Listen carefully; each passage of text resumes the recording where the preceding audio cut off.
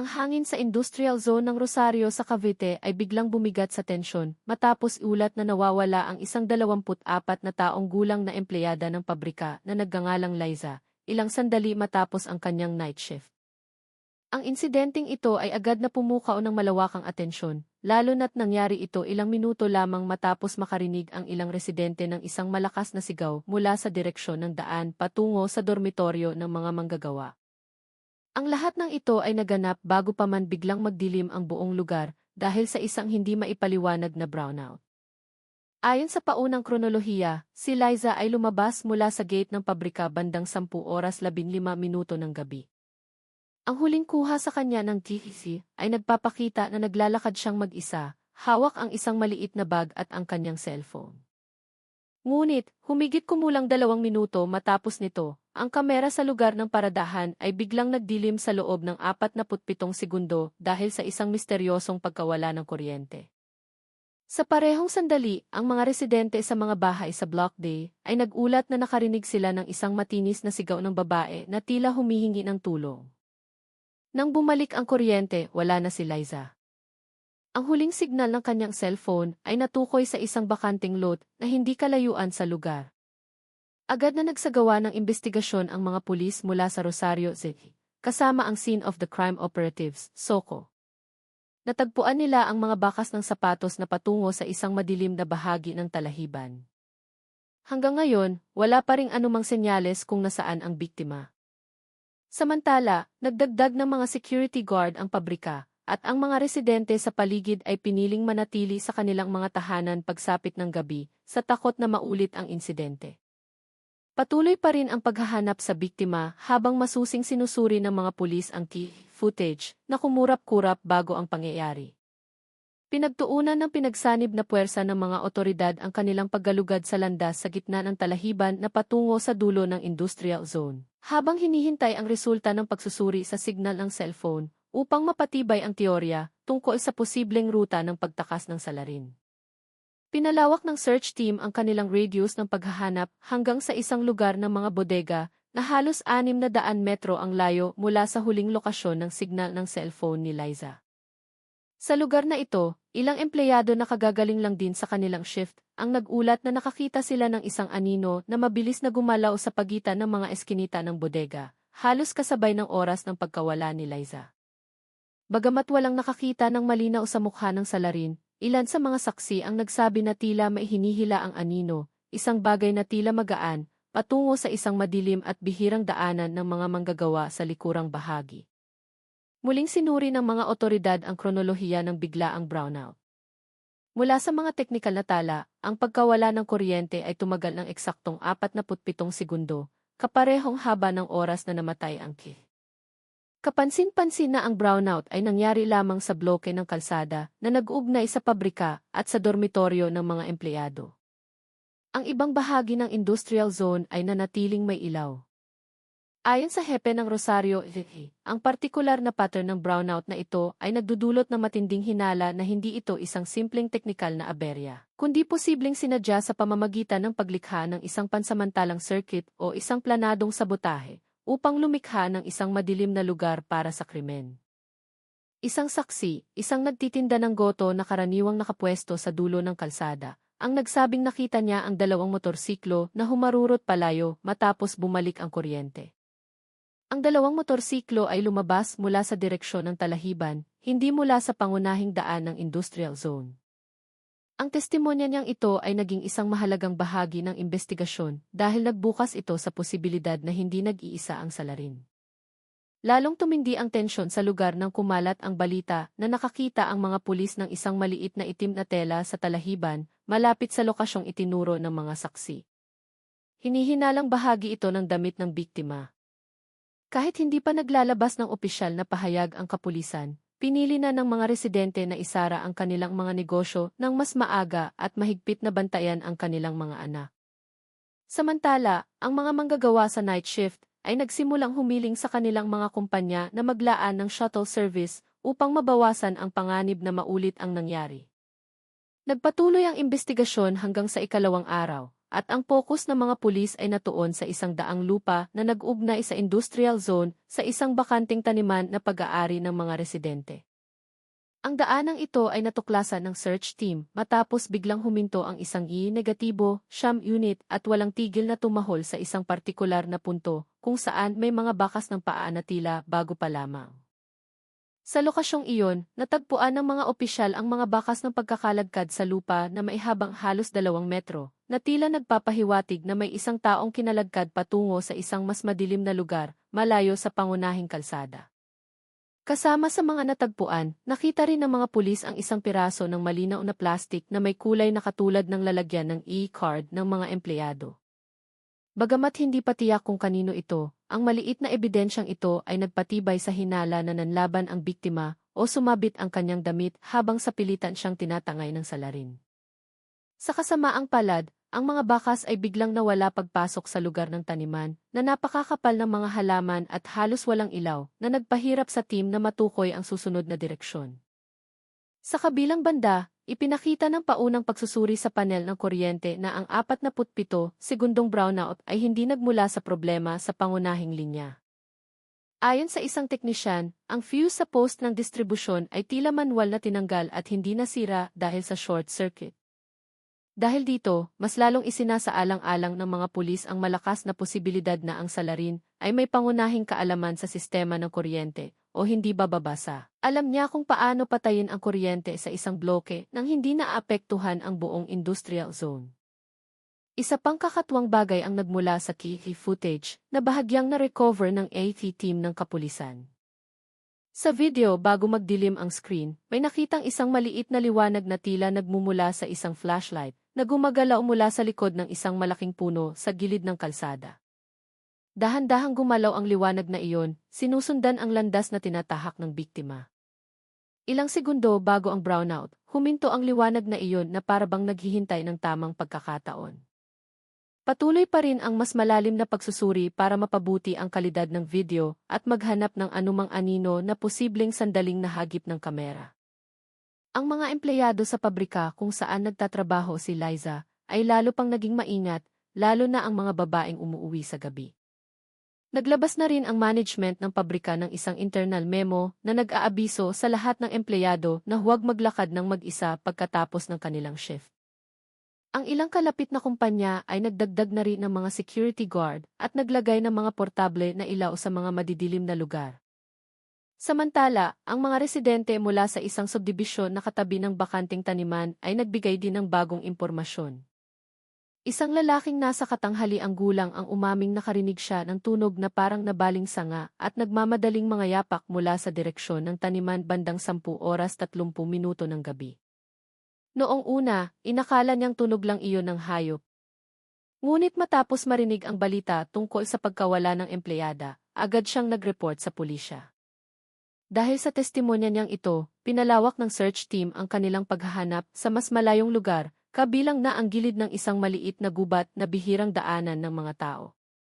Lalong tumindi ang tensyon nang matagpuan ng mga pulis ang isang helmet na may kulay at uri na katulad ng pag-aari ng biktima, na nakahando sa isa-isang basang bahagi ng lupa na tila kagagaling lang sa pagkahulog o pagkatanggal. Dinala na ang helmet sa forensic laboratory upang makumpirma kung ito nga ay sa biktima sa pamamagitan ng production number at mga naiwang fingerprint. Ang sitwasyon sa Cavite ay patuloy na nagbabago at bawat bagong tuklas ay nagdaragdag ng misteryo kung saan dinala ang biktima at ano ang motibo ng salarin. Ang search team ay patuloy na nagtatrabaho hanggang sa gabi gamit ang malalaking searchlight na nagbibigay liwanag sa dating madilim na taniman. Muling nagpakalat ng negatibo, 9 unit ang pinagsanib na puwersa sa ikatlong araw ng umaga. Sa pagkakataong ito, sinulid nila ang mas malayong lugar mula sa kung saan natagpuan ang helmet. Ang resulta, nagpakita ng malakas na reaksyon ang isang aso sa isang lumang kubo na matatagpuan mga 900 metro mula sa daanan sa taniman. Matagal nang abandonado ang kubo. Halos gumuho na ang mga pader nito at napapalibutan ng matataas na talahib. Nang lumapit ang mga pulis, naamoy nila ang isang bahagyang halimuyak ng pabango na hindi angkop sa kapaligiran. Hinala nila, nagmula ito sa isang taong hindi pa katagalang nandoon. Sa loob ng kubo, natagpuan ng mga pulis ang dalawang bagay na lalong nagpatala sa investigasyon. Una, isang piraso ng manipis na telang kulay abo na tila panloob na lining ng isang factory work jacket. Ikalawa, isang itim na panali ng buhok na ang hugis at modelo ay katulad ng suot ng biktima sa kanyang employee picture. Ang dalawang bagay na ito ay agad na kinuha bilang ebidensya na posibleng masuri para sa essay. Gayunpaman, walang anumang senyales ng biktima sa lugar, kaya hinihinalang naging pansamantalang hantungan lamang ito ng salarin bago dalhin ang biktima sa mas malayong lugar. Samantala, matagumpay na nasuri ng mas detalyado ng forensic team ang footage na sandaling dumilim bago ang brownout. Bagamat malabo ang kalidad, nakita ang silweta ng isang tao na may taas na humigit kumulang 5-7 na nakasuot ng madilim na hoodie. Ang taong iyon ay tila nakatayo, hindi kalayuan sa kung saan huling nakita ang biktima sa recording. Tumingin pa ang silweta sa direksyon ng kamera na para bang alam nito ang lokasyon ng TVs bago tuluyang magdilim ang video. Ayon sa mga pulis, ito na ang pinakamahalagang palatandaan sa ngayon dahil ang posisyon ng tao ay napakalapit sa oras at lugar kung saan nawala si Liza. Lalong tumindi ang takot ng mga residente, lalo na matapos kumalat ang isang chain message sa mga group chat sa Messenger na nagbabala sa mga babae na huwag lumabas ng mag-isa pagkalipas ng 9:00 ng gabi. Nakiusap ang kapulisan sa publiko na manatiling kalmado at huwag magpakalat ng impormasyong hindi pa kumpirmado. Gayunpaman, marami pa ring residente ang piniling magbantay sa kanilang mga terasa, lalo na ang mga nakatira malapit sa taniman. Naglabas na rin ng opisyal na anunsyo ang management ng pabrika kung saan nagtatrabaho ang biktima. Ipinahayag nila ang kanilang buong kooperasyon sa investigasyon at nagdagdag ng mga searchlight sa buong kahabaan ng daanan ng mga empleyado. Bukod dito, simula ngayong gabi, mag-operate ang kumpanya ng pansamantalang shuttle service para sa mga empleyadong nagtatrabaho sa night shift hanggang sa bumalik sa normal ang sitwasyon. Samantala, mas hinigpitan ng mga pulis ang pagsuyod patungo sa maliit na gubat sa likod ng kubo. May isang landas doon na sapat ang lapad para daanan ng motorsiklo na nagbibigay posibilidad na dinala ng salarin ang biktima sa isang mas liblib na lokasyon. Ang pinagsanib na puwersa ng Search and Rescue, DSVA, na binubuo ng pulis, miyembro ng DE, at mga voluntaryo, ay tumutulong na rin sa paghahanap. Naglalagay ng mga police line tape sa ilang lugar na itinuturing na pinakakahina-hinala. Bawat hakbang ng paghahanap ay nagdudulot ng bagong misteryo. Ang lumang kubo, ang bahagyang amoy ng pabango, at ang misteryosong silweta mula sa TV ay naging mga piraso ng isang palaisipan na kailangan pang buuin upang matagpuan si Liza. Patuloy ang operasyon at hindi nagpapakita ng anumang senyales ang mga otoridad na ititigil ito hanggat hindi nakukuha ang kasagutan. Ang paghahanap ay pumasok sa isang mas mapanghamong teritoryo nang simulang galugarin ng pinagsanib na puwersa ang maliit na gubat na hinihinalang naging ruta ng pagtakas ng salarin. Ang gubat na ito ay may maraming sanga-sangang landas na magkakakonekta, kaya kinailangang hatiin ng mga otoridad ang kanilang team sa ilang grupo upang masakop ang lahat ng posibleng labasan.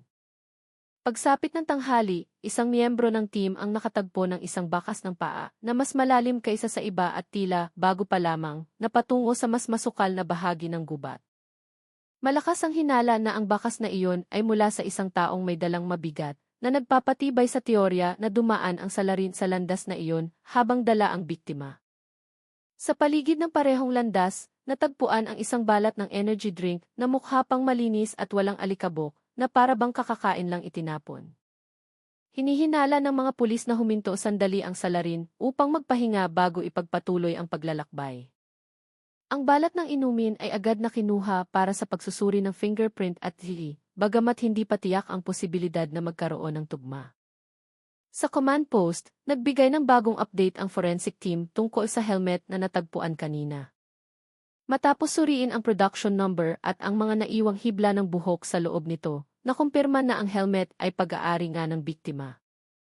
Ang pagkakatuklas na ito ay nagpatibay na si Liza ay dumaan sa taniman bago tuluyang dinalhin sa mas liblib na lugar. Gayunpaman, ang kawalan ng iba pang naiwang gamit ay nagbunga ng bagong hinala, posibleng sanay ang salarin sa pag-iwas sa mga bakas o hindi bababasa. Alam niya kung paano siguraduhing hindi makakapag-iwan ng malinaw na palatandaan ang biktima. Samantala, lalong lumawak ang reaksyon ng publiko sa Cavite. Ilang komunidad ng mga residente ang nagsimulang mag-organisa ng sarili nilang ronda sa gabi, lalo na sa mga lugar na may limitadong ilaw. May mga subdivision pang ang nagkabit ng karagdagang searchlight sa mga delikadong lugar upang mabawasan ang posibilidad ng krimen. Nagsimula na ring kumilos ang lokal na pamahalaan sa pamamagitan ng pag-anunsyo ng plano na magdagdag ng mga GIS camera sa ilang industrial na daanan, bagamat hindi pa ito maisa sa katuparan kaagad. Tumindi ang tensyon sa investigasyon nang matagpuan ng isang voluntaryo ang isang mahabang piraso ng tali na rafia na tila kapuputol lang, na sumabit sa isang maliit na puno, hindi kalayuan sa landas. Nag-iwan ng tali ng kaunting hibla na dumikit sa balat ng puno, na para bang may isang bagay na malakas na hinila. Hindi pa tiyak kung direktang konektado ang tali sa kaso, ngunit kinuha pa rin ito ng mga otoridad bilang karagdagang ebidensya, dahil malayo ito sa mga bakas ng paa na patungo sa mas malalim na bahagi ng gubat. Sa pinakamalayong bahagi ng lugar na ginalugad noong araw na iyon, muling nagpakita ng malakas na reaksyon ang negatibo unit. Ngunit, napilitang itigil pansamantala ang paghahanap pagsapit ng gabi dahil sa papalubog na araw at sa mapanganib na kalupaan. Binalak ng team na ipagpatuloy ang paghahanap sa lugar na iyon kinabukasan ng umaga, na may dagdag na tauhan at kagamitan sa pag-ilaw. Dahil sa dumaraming ebidensya na tumuturo sa gubat, isinasaalang-alang na ngayon ng mga otoridad ang posibilidad na nagtatago ang salarin o dinala niya ang biktima sa isang mas liblib na lugar.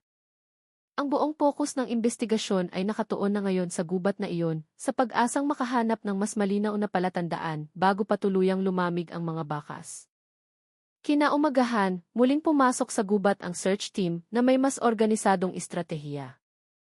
Nagdala sila ng thermal drone upang matukoy ang anumang init ng katawan mula sa himpapawid. Ilang minuto matapos paliparin ang drone, napansin ng operator ang isang punto ng init na mabagal na gumagalaw sa pagitan ng mga puno. Hindi ito hayop at hindi rin apoy. Ang hindi regular na galaw nito ay nag-udyok sa team na agad na mag-coordinate upang personal na suriin ang lugar. Nang papalapit na ang team sa lokasyon, natagpuan nila ang isang bahagyang lubog na lugar na tila naging pansamantalang taguan ng isang tao. Sa lugar na iyon, may mga bakas ng pag-upo sa lupa, na senyales na may isang katawan o mabigat na bagay na inilagay doon. Hindi kalayuan, natagpuan ng mga pulis ang isang bote ng inumin na mahigpit pa ang takip at isang piraso ng itim na tela na nakatupi sa gitna. Ang tela ay may maliit na mansa na hindi pa matukoy kung putik ba o iba pa. Lahat ng mga gamit na ito ay agad na kinuha para sa pagsusuri sa laboratorio.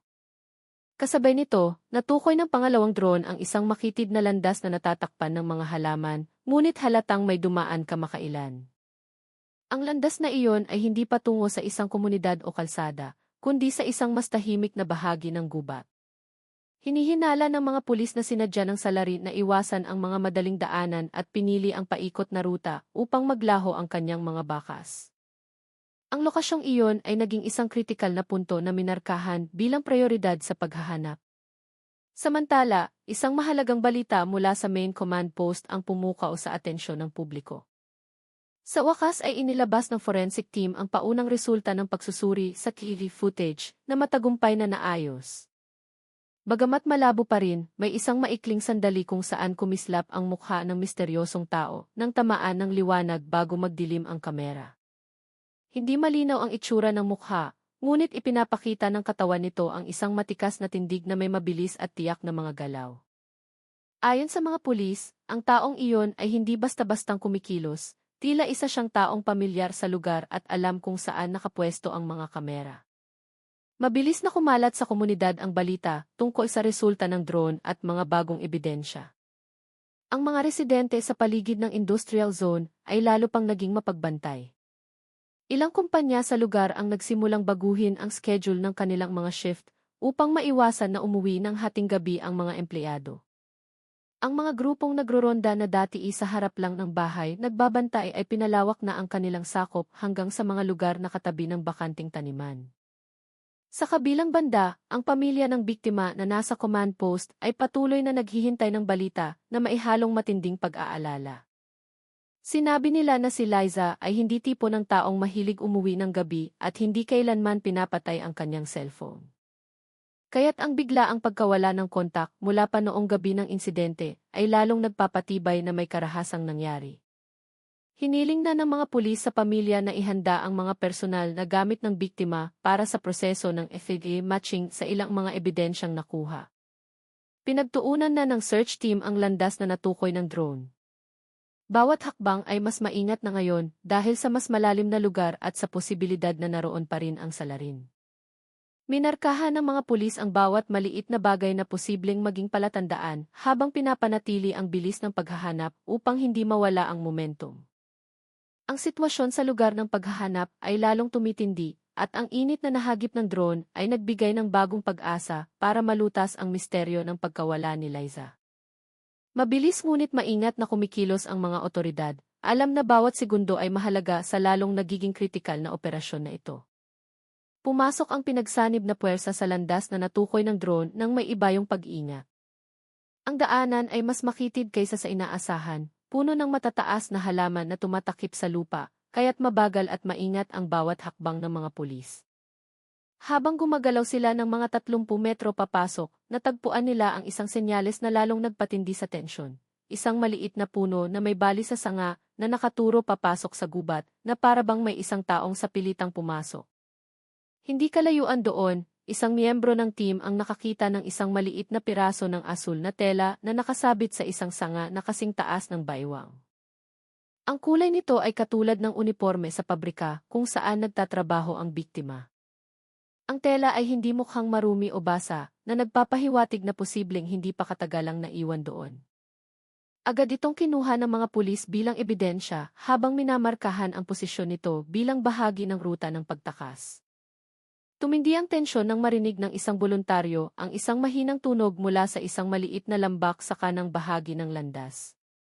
Ang tunog ay parang kaluskos ng mga sanga o pigil na mga yapak, ngunit masyadong mahina para matiyak kung galing ito sa tao o hayop. Agad na nagbigay ng senyas ang mga pulis na huminto at bumuo ng pabilog na pormasyon upang masigurong walang ibang nagmamasid mula sa likod ng mga puno. Ilang sandali pa, natagpuan ng team ang isang upos ng sigarilyo na mukhang bago pa. Ayon sa isang pulis na may karanasan sa field investigation, ang upos ay hindi pa gaanong basa kahit na umambon noong nakaraang gabi. Ito ay nagpapahiwatig na ang salarin ay posibleng nasa lugar pa rin sa loob ng hindi pa katagalang panahon. Ang tatak ng sigarilyo ay isang partikular na brand na hindi karaniwang ibinebenta sa mga maliliit na tindahan sa paligid ng industrial zone na nagdagdag pa sa mga katanungan sa investigasyon. Samantala, mula sa main command post, nagbigay ng bagong impormasyon ang signal analysis team tungkol sa cellphone ng biktima. Batay sa data ng triangulation, ang cellphone ay sandaling naging aktibo sa loob ng 13 segundo noong gabi ng insidente, ilang minuto matapos ang brownout, bago tuluyang hindi na matukoy. Ang huling na italang galaw ng cellphone ay mabagal, na para bang dala ng isang taong naglalakad patungo sa gubat. Ang datos na ito ay nagpatibay sa hinala na sinadya ng salarin na dalhin ang biktima sa isang lugar na mahirap maabot upang maiwasan ang pagtugis. Lalong umigting ang reaksyon ng komunidad. Isang grupo ng mga lokal na FAA volunteer ang nag-alok ng karagdagang tulong, kabilang ang isang mas detalyadong mapa ng gubat na may mga daanan mula sa isang lumang plantasyon na hindi alam ng karamihan. Nagsimula ng isaalang-alang ng lokal na pamahalaan ang pansamantalang paghihigpit sa pagpasok sa industrial zone sa gabi, bagamat pinag-uusapan pa ang pinal na desisyon kasama ang mga otoridad. Ang pamilya ng biktima na sumusubaybay sa command post ay hindi maitago ang kanilang pagkabalisa nang marinig ang mga bagong tuklas. Gayunpaman, kumakapit sila sa pag-asang bawat maliit na ebidensya ay maglalapit sa mga pulis sa kinaroroonan ni Liza. Binigyan ng buong prioridad ng kapulisan ang paghahanap na ito na nagsasabing ang sitwasyon ay nasa pinakakritikal na yugto na. Sa gubat, patuloy na nagsusuyod ang team na may mas dikit na distansya sa isa't isa. Ang paligid ay lalong tumahimik na para bang ang buong lugar ay nagpipigil ng hininga, naghihintay sa susunod na matutuklasan. Ang landas na itinuro ng drone ay naging pangunahing pokus na ngayon at bawat hakbang ay nagdadala sa mga pulis sa mas malalim na teritoryo na hindi pa nila nasusuri kailanman. Habang papalayo sa landas na minapa ng drone, biglang nagbago ang kalupaan. Naging mas mamasa-masa ang lupa, mas makapal ang mga dahon, at halos hindi na tumatagos ang sikat ng araw sa sobrang kapal ng mga puno. Sa isang punto, bumagal ang paglakad ng mga pulis nang matagpuan nila ang isang madulas na bakas na tila may mabigat na bagay na kinaladkad sa basang lupa. Ang bakas ay maihabang halos 4 na metro bago huminto sa likod ng isang malaking batong natatakpan ng lumot. Kinunan nito ng litrato at nilagyan ng marka ng mga pulis dahil ang hugis ng pagkakaladkad ay katulad ng naunang natagpuan malapit sa taniman na nagpapatibay sa hinala na dumaan ang salarin dito habang dala ang biktima. Malapit sa malaking bato, natagpuan ang isang maliit na puting plastic bag na malinis pa at hindi nabasa ng ulan. Nang buksan ito, laman nito ang isang maliit na suklay na kulay ube, katulad ng madalas gamitin ng biktima ayon sa kanyang pamilya. Bagamat kailangan pang kumpirmahin sa pamamagitan ng fingerprint at ZT tests, ang pagkakatuklas na ito ay nagpatahimik sa buong team bago muling magpatuloy sa paghahanap. Hindi nagtagal, nakatanggap ng ulat ang radyo ng isa sa mga pulis mula sa isang voluntaryo sa silangang bahagi ng gubat. Mayroon daw kakaibang amoy na tila pabango ng babae, na medyo matapang kahit walang hangin. Ang amoy ay nagmumula sa isang lugar na napapalibutan ng malalaking puno at halos hindi pa natatapakan ng tao. Agad na nagtungo ang mga pulis sa lokasyong iyon nang may pag-iingat. Pagdating doon, nakita nila ang ilang mababang dahon na tila nakatupi papasok, na para bang inapakan o itinulak kamakailan. Nang suriin ng team ang ilalim ng isang malaking puno, natagpuan nila ang isang itim na elastic na panali ng buhok, katulad ng nakita sa huling footage ng biktima. Muli, kinuha ang ebidensyang ito na nagpapatibay sa teorya na dinala ang biktima sa landas na ito bago pa man magpatuloy ang salarin sa mas malalim na bahagi ng gubat. Habang nagpapatuloy ang pagsuyod, nakatanggap ng karagdagang ulat ang main command post mula sa mga teknisyan ng kuryente ng industrial zone. Kinumpirma nila na ang switch na naging sanhi ng 47 segundong brownout ay hindi lang basta manual na hinila, kundi gumamit din ng isang espesyal na kagamitan na hindi karaniwang pag-aari ng publiko. Nagbukas ito ng bagong posibilidad na ang salarin ay hindi isang ordinaryong tao, kundi isang taong may access o sapat na teknikal na kaalaman tungkol sa sistema ng kuryente. Nagsimulang mag-isip ang publiko tungkol sa pagkakakilanlan ng salarin, ngunit agad na nilinaw ng mga pulis na patuloy pa rin ang investigasyon at hiniling sa mga residente na huwag magpakalat ng mga tsismis na walang basehan. Gayunpaman, lalong tumindi ang tensyon sa Cavite. Ilang residente ang nagsimulang bumuo ng grupo para maghatid sa mga babaeng empleyado na umuuwi sa gabi, habang ang mga kumpanya sa paligid ay lalong naghigpit ng seguridad. Sa gubat, minarkahan ng mga pulis ang lugar kung saan naamoy ang pabango upang gawing sentro ng bagong paghahanap. Muling pinalipad ang drone, sa pagkakataong ito ay mas mababa, upang masigurong walang kahina-hinalang galaw sa likod ng mga puno. Isang maliit na punto ng init ang muling lumitaw sa screen, hindi kalayuan sa kung saan natagpuan ang panali ng buhok. Ngunit sa pagkakataong ito, ang punto ay hindi gumagalaw na para bang nasa likod ito ng isang malaking bagay. Pigil hininga, mabilis na kumilos ang team patungo sa mga coordinate na iyon. Ang kanilang mga hakbang ay tiyak, tahimik, at puno ng kalkulasyon. Alam na ang susunod na sandali ay maaaring maging susi sa buong paghahanap na tumagal na ng ilang araw. Dahan-dahang lumapit ang pinagsanib na puwersa sa punto ng init na natukoy ng drone. Ang mga coordinate ay nasa isang makitid na puwang sa pagitan ng dalawang malalaking batong natatakpan ng lumot, isang lugar na hindi madaling makita mula sa malayo. Pinatay ng mga pulis ang kanilang malalaking searchlight at gumamit na lamang ng maliliit na ilaw na may pulang filter upang hindi makatawag ng pansin kung sakaling nasa paligid pa ang salarin. Habang papalapit, nakarinig sila ng isang mahinang tunog. Hindi tiyak kung ito ay isang paghinga, kaluskos ng tela, o tunog lang ng mga nahuhulog na dahon. Ngunit ang ritmo nito ay hindi natural na para bang hindi gawa ng kalikasan. Nang maabot ng team ang layong 5 metro mula sa punto ng init, natagpuan nila ang isang manipis na kumot na kulay kape na nakalatag sa isang bahagyang lubog na lupa. Ang kumot ay tila bago pa lang inilipat, may mga maayos pang tupi sa gilid. Sa ilalim nito, may malinaw na bakas ng isang katawan, isang hugis na tila may isang taong humiga o pinaupo doon ng matagal. Kahit walang biktima sa lugar, pinatunayan ng ebidensyang ito na ang lokasyon ay naging pansamantalang hantungan ng salarin. Hindi kalayuan, napansin ng isa sa mga pulis ang isang sanga ng puno na bali at sariwa pa ang pinagputulan. Hindi pa ito tuyo na nagpapahiwatig na nangyari ang pagkaputol nito sa loob lamang ng ilang oras, hindi araw. Sa tabi nito, may mga bakas ng lupa na tila may kinaladkad na paa o mabigat na bagay. Sinundan ng mga pulis ang bakas na iyon, ngunit pababa ito patungo sa isang maliit na lambak na puno ng matinik na halaman. Habang sinusuyod ng team ang lambak, nagbigay ng senyas ang negatibo, unit na may naamoy silang bagong amoy ng tao. Walang tigil na umamoy ang aso patungo sa timog kanluran, isang direksyon na hindi natukoy ng drone dahil natatakpan ito ng napakakapal na mga puno. Hindi nagtagal, sinundan ng team ang direksyon na iyon at natagpuan ang isang maliit na piraso ng label ng damit na may nakasulat na bahagi ng production code na tugma sa uniforme ng pabrika kung saan nagtatrabaho ang biktima. Sa kabilang banda, muling nakatanggap ng mahalagang ulat ang main command post mula sa forensic laboratory. Ang upos ng sigarilyo na natagpuan kanina ay may bahagyang fingerprint na sapat para masuri. Hindi ito tumugma sa sinumang miyembro ng pamilya o empleyado ng pabrika na nagpapatunay na may ibang taong sangkot. Ang mas nakakagulat, ipinakita ng paunang resulta na may pagkakatugma ito sa isang taong dating nasangkot sa kaso ng pagnanakaw ng mga electronic device ilang taon na ang nakalipas. Gayunpaman, kailangan pa itong i-verify ng mas malalim. Ang balitang ito ay nagdagdag ng tensyon na lalong nagpakritikal sa operasyon.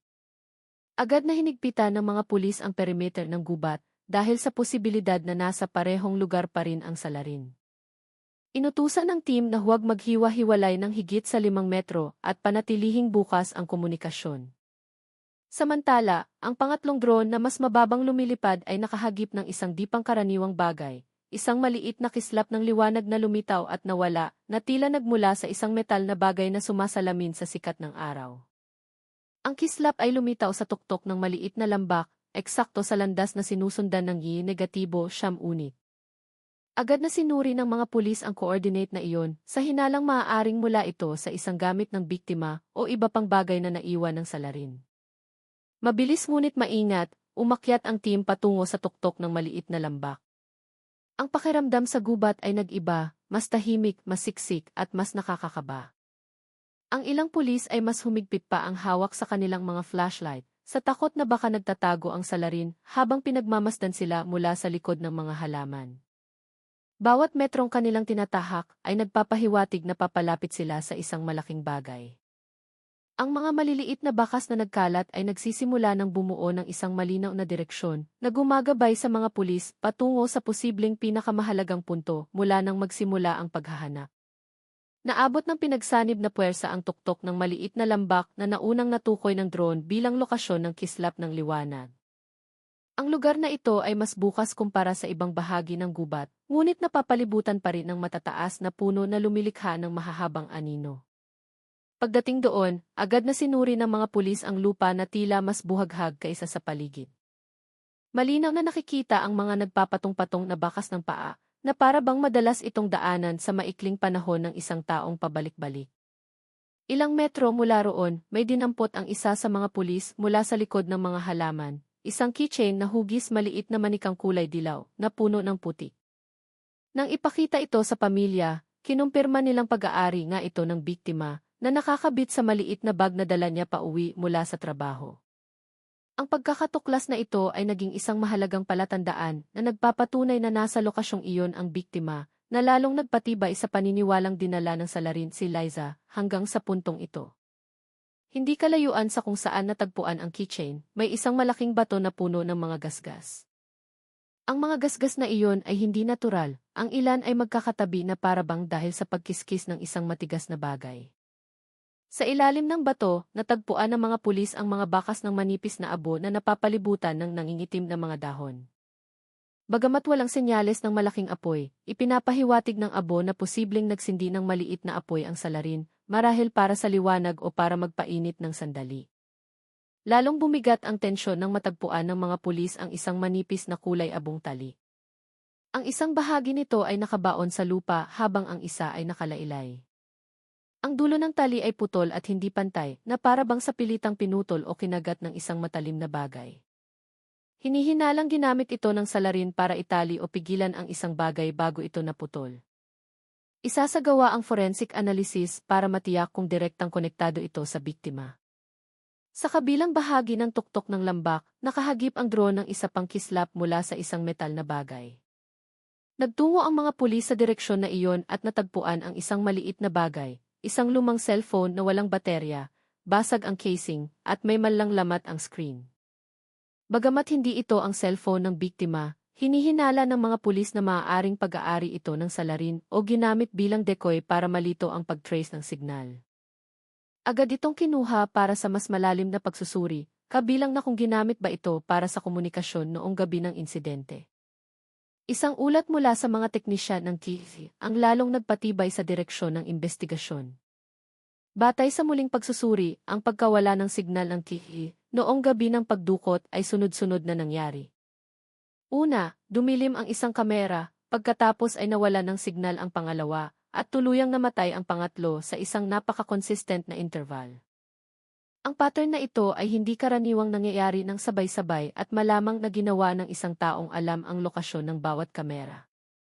Nangangahulugan ito na posibleng matagal ng pinag-aralan ng salarin ang lugar bago ang insidente. Ang balitang ito ay lalo pang nagdagdag sa pangamba ng mga taga-Cavite. Nagsimulang maghinala ang ilang residente na ang salarin ay maaaring hindi isang dayuhan, kundi isang taong pamilyar na sa industrial zone, kabilang na ang mga daanan sa gubat at ang mga madidilim na lugar nito. Hindi pa nagbigay ng komento ang kapulisan tungkol dito, ngunit tiniyak nilang nakatuon na ang investigasyon sa ilang posibleng suspect. Sa gubat, patuloy na kumakalap ng impormasyon ang team. Minarkahan nila ang mga potensyal na lugar at pinalawak ang paghahanap patungo sa kanluran, isang lugar na tila mas bihirang daanan. Samantala, muling nagpakita ng malakas na reaksyon ang negatibo, unit patungo sa isang pababang landas, na para bang may bagong bakas na naiwan patungo sa isang lugar na hindi pa nagagalugad. Habang papalubog ang araw, nagpasya ang mga pulis na sundan ang bagong direksyon na iyon bago patuluyang dumilim. Ang landas na ito ay inaasahang magdadala sa kanila sa pinakamalalim na bahagi ng maliit na gubat ng Cavite, isang lugar na maaaring naglalaman ng pinakamahalagang sagot mula pa sa simula. Sinundan ng mga pulis ang direksyong itinuro ng negatibo, unit sa pababang landas sa kanlurang bahagi ng tuktok ng lambak. Ang daanan ay mas makitid kaysa sa nauna, natatakpan ng mga ugat ng puno at matinik na halaman na pumilit sa mga pulis na putulin ang ilan para makadaan. Mas madilim at mamasa-masa ang paligid kahit hapon pa lang. Bawat hakbang ay puno ng tensyon dahil ang pababang kalupaan ay nagdudulot ng malakas na alinggaw-ngao ng mga nababaling sanga, kaya't mas naging maingat ang team para maiwasan ang anumang panganib o ang posibleng presensya ng salarin.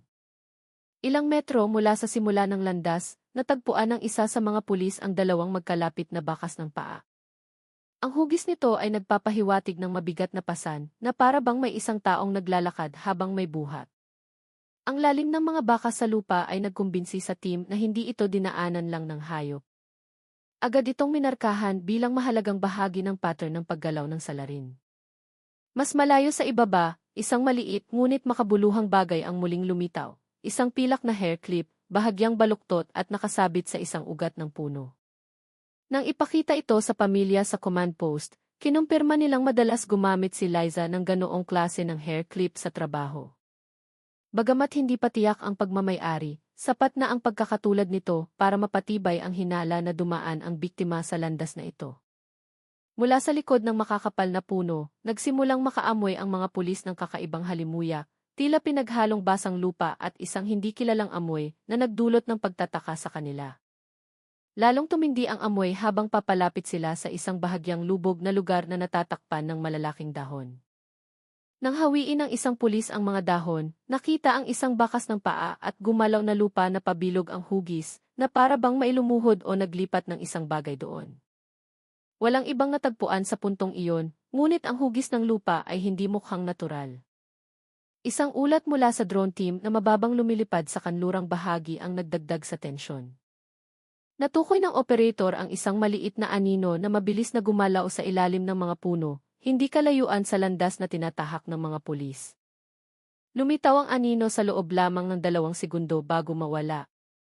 Masyadong mabilis para masabing malaking hayop ito, ngunit ang galaw nito ay tila yapak ng isang taong umiiwas sa liwanag ng drone. Agad na binigyan ng babala ang team na maging handa sa posibilidad na binabantayan sila ng salarin o nasa parehong lugar pa rin ito.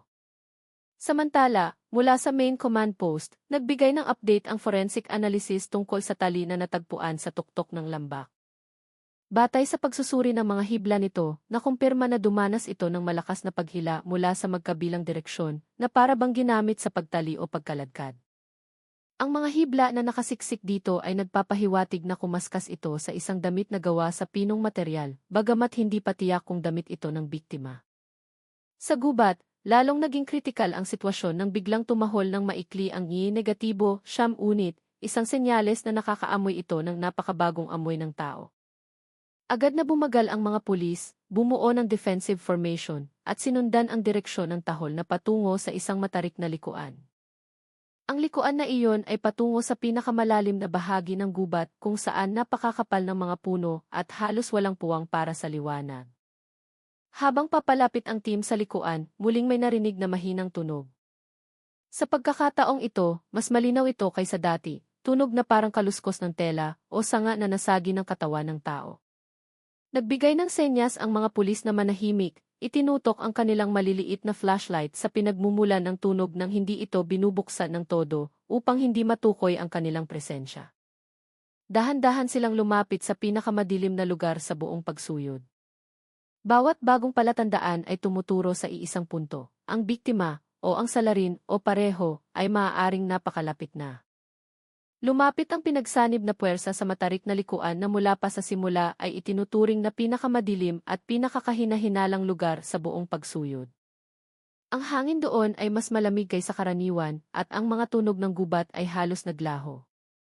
Walang hangin, walang mga insekto, walang tunog ng mga nahuhulog na dahon.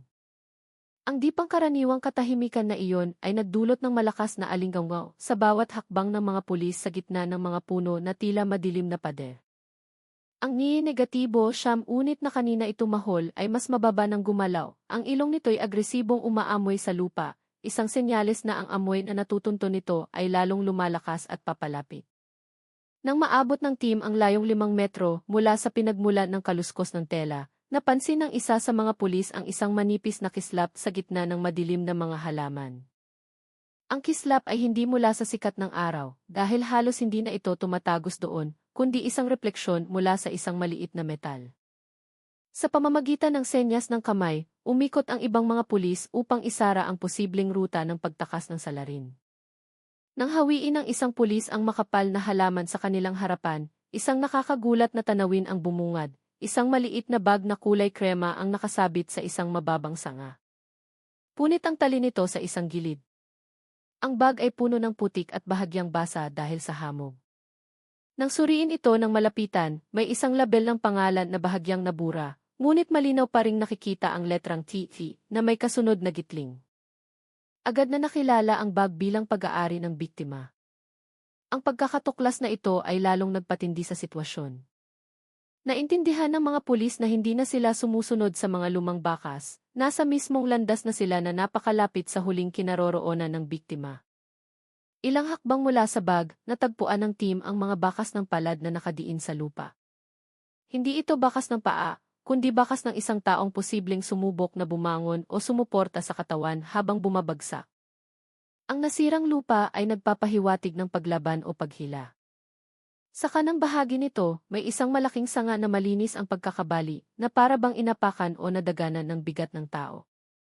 Lahat ng mga senyales na ito ay tumuturo sa posibilidad na nasa lugar na iyon ang biktima, na nasa malay o bahagyang malay.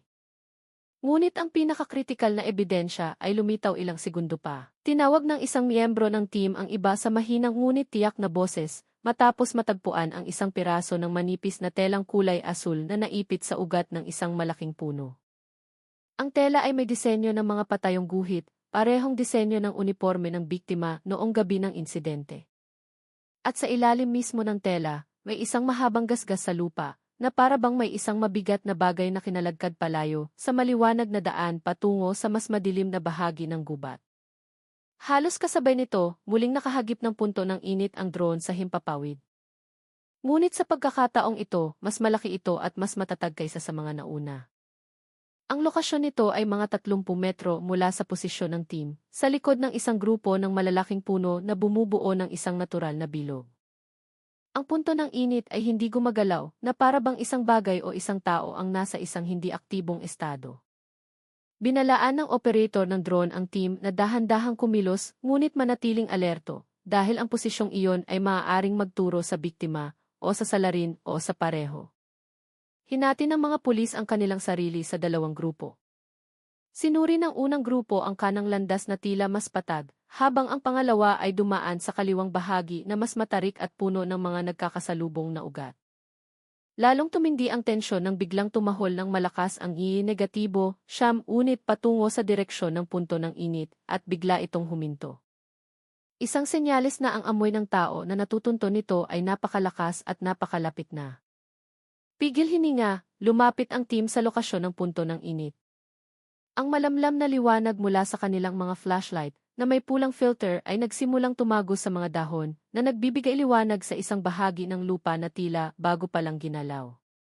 Bawat hakbang ay parang pagbibilang ng mga segundo, patungo sa sagot na matagal na nilang hinahanap.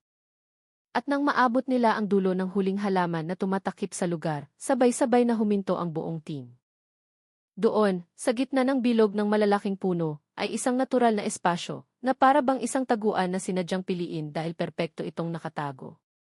Sa isang bahagyang lubog na lupa, may isang bagay na sumasalamin sa liwanag ng drone, isang mahabang metal na bagay na nakahandusay, napapalibutan ng mga bakas ng lupa na hindi regular ang pagkakagalaw. Mukha itong isang mapurol na sandata o isang mahabang bakal na bahagyang natatakpan ng mga dahon at putik, marahil ang ginamit ng salarin o isang bagay na naiwan sa gitna ng paglalaban. At sa kaliwang bahagi mismo nito, may isang mas malaking tela, gusot, na naghihintay na lang na iangat. Ang kulay at itsura nito ay napakapamilyar, na para bang anumang nasa ilalim nito ay magiging isang napakahalagang punto sa kasong yumayanig ngayon sa Cavite. Huminga ng malalim ang team, inihanda ang kanilang mga gwantes, at naghandang iangat ang tela upang makita kung ano ang nakatago sa ilalim nito.